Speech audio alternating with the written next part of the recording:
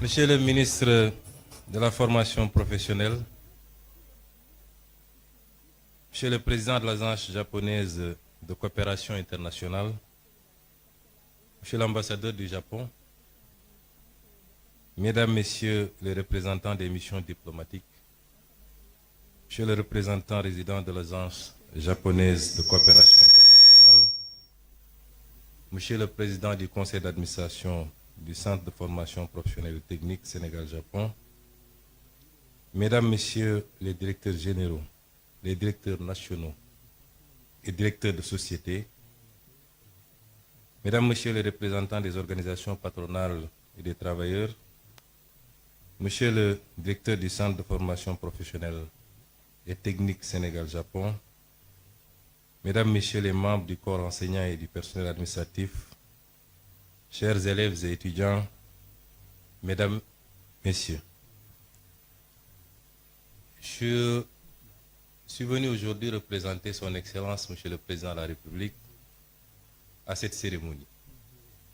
Hier déjà, le Président de la République avait reçu Monsieur le Président de la JICA et Monsieur l'ambassadeur du Japon. Et aujourd'hui, il me délègue de représenter à cette cérémonie. Cela atteste de l'importance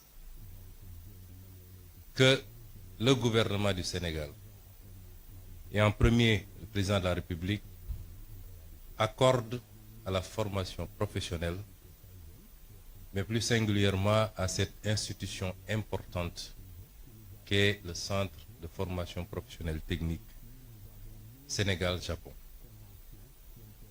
Monsieur le Président de la JICA, Monsieur l'ambassadeur, je voudrais avant tout vous adresser des remerciements chaleureux, sincères et profonds du peuple sénégalais pour votre présence durant ces 40 dernières années à contribuer à la formation d'acteurs importants pour la construction de tout développement.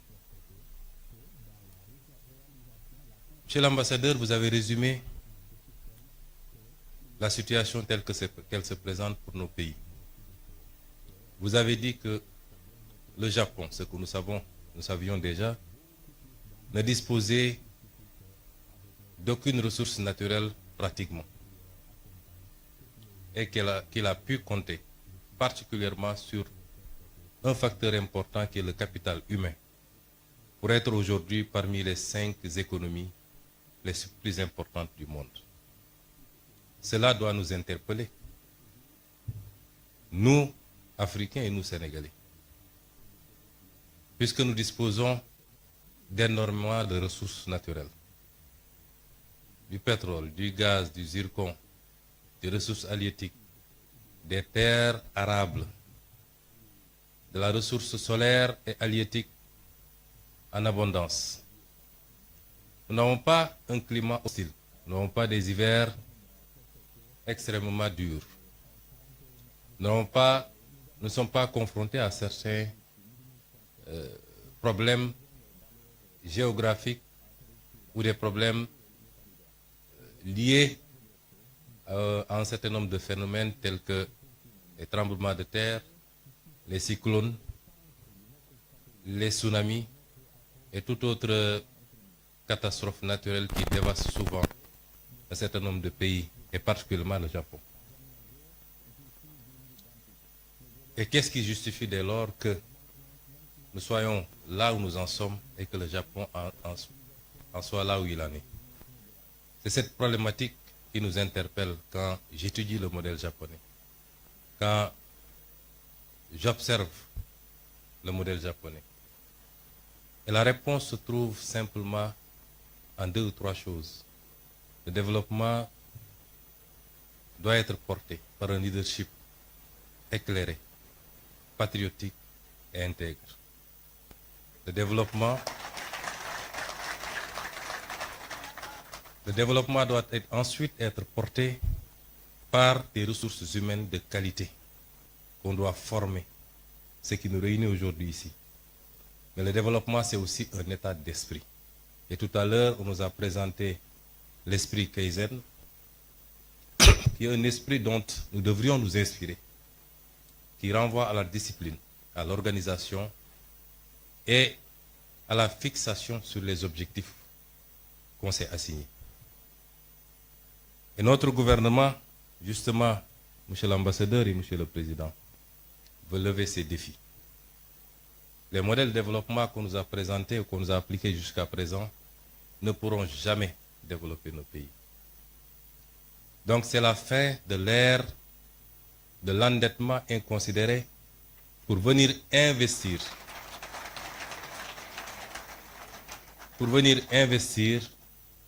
dans des projets qui n'ont aucun rapport avec la construction d'un développement endogène et souverain.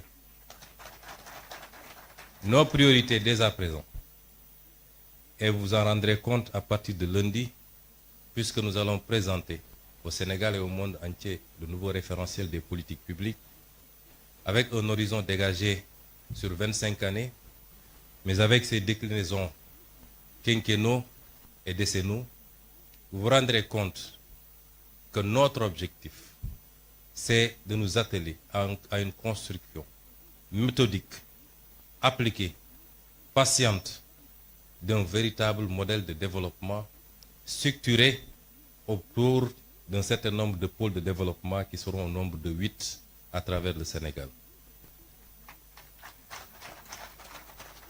Et nous voudrions que la coopération avec tous nos partenaires soit circonscrite désormais autour de ces impératifs. Et à ce titre, je pense que le Japon est largement en avance, puisque le modèle qui nous est présenté ici est justement le modèle qu'il nous faut, qu'il faut dupliquer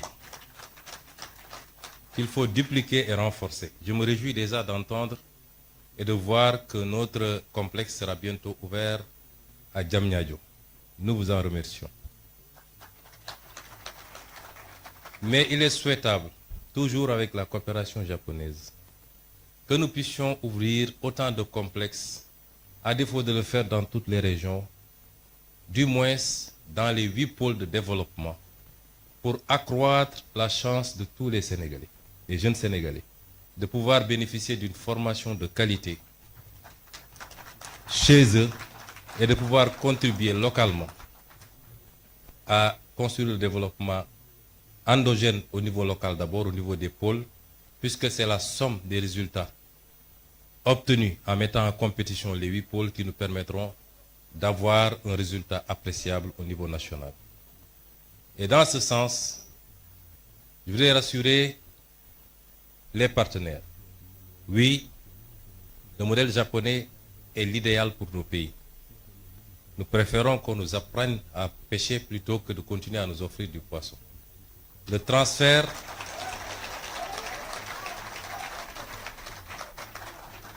de technologie par la formation qualitative. Tout à l'heure, nous avons visité les ateliers et nous nous sommes rendus compte que déjà, beaucoup de choses peuvent être usinées ici et produire la même qualité qu'ailleurs, avec l'aide et avec la coopération du Japon.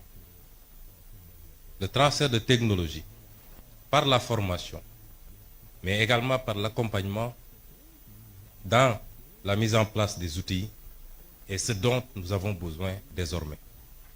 Et c'est pourquoi j'engage le gouvernement du Sénégal, nous l'avons dit lors du dernier Conseil des ministres, que nous allons renforcer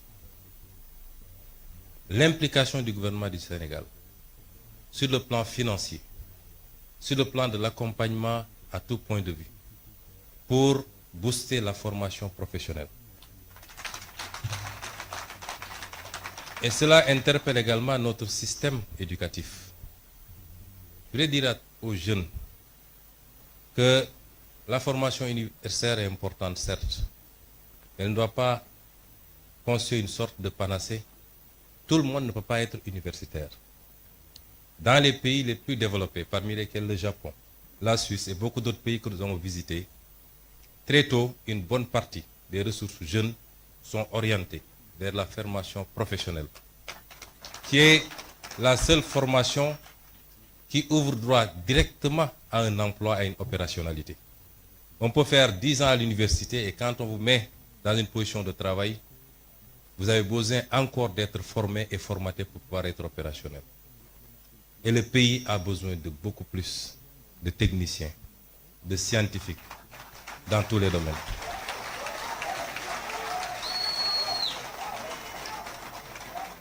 Et c'est pour rassurer également les élèves étudiants que nous ferons le nécessaire avec tout l'accompagnement qu'il faut pour que vous puissiez pousser le plus loin possible, notamment le cycle d'ingénierie,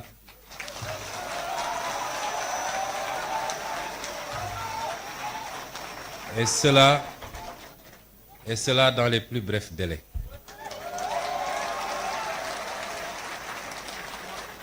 Je ne voudrais pas être long dans ce discours. Je voudrais simplement dire au peuple sénégalais, au-delà des félicitations à nos partenaires japonais, parce que tout ce qu'ils ont fait, ils l'ont fait avec altruisme, puisque c'est des dons. Nous les remercions chaleureusement encore une fois au nom du peuple sénégalais. Et dans la coopération future, notre option, c'est de voir avec chacun de nos partenaires qu'est-ce qu'on peut développer de manière spécifique et orienter, concentrer cette formation, cette collaboration autour de ces secteurs. Et dans le domaine de la formation professionnelle, pour la technologie, les sciences de manière générale,